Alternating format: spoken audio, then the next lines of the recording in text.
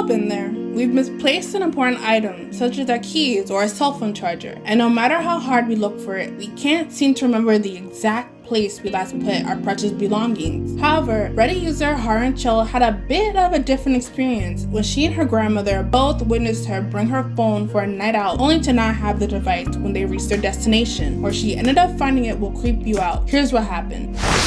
Okay, this is a story about my phone. I'll admit, misplacing a phone is not a subject that would normally pull me in as a reader, but I'm asking you to stick with me here. So last week, my kids and I were visiting my grandmother, referred to as G from here on. We all packed up in my van to go out to dinner. I realized as we were sitting in the driveway that I had left my phone inside.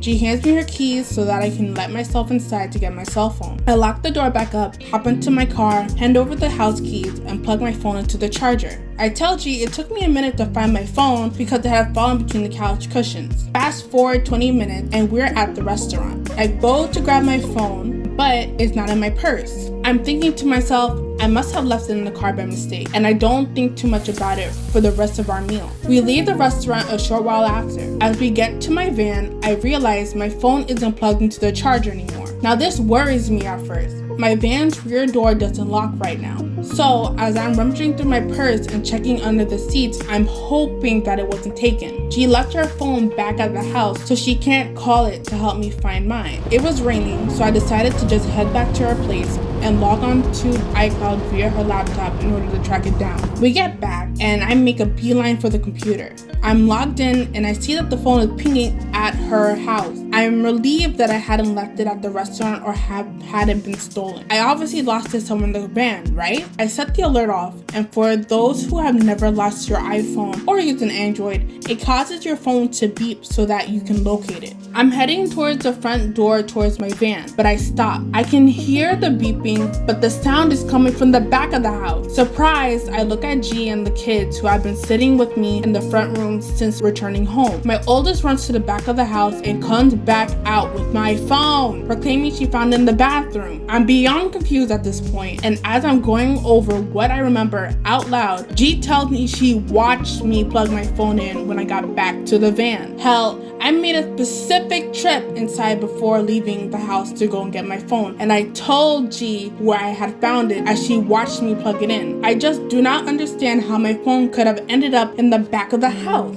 There's no way my kids were messing with me either because they're ages 8 and 5. Even if they had hid my phone from me up to the point of returning home, they had no way of getting the phone to the back of the house. They were with G and me in the front room the entire time. Misplacing your phone is pretty mundane, but the fact that I cannot explain where I found it really bothers me. I've had strange things happen to me in my almost 30 years of life, but I've always been able to explain it away to some degree. I've never had an experience that I cannot justify with logic. This is the end of this user's glitch in the matrix story, but just because the video ends here doesn't mean the conversation has to. I want to know, have you ever sworn you put something somewhere just for it to have vanished in thin air? Let me know in the comments below. And don't forget to like the video if you haven't done so already, and hit subscribe so that we can see each other again. Also, share with me any topics you'd like for me to discuss. Bye guys, see you later.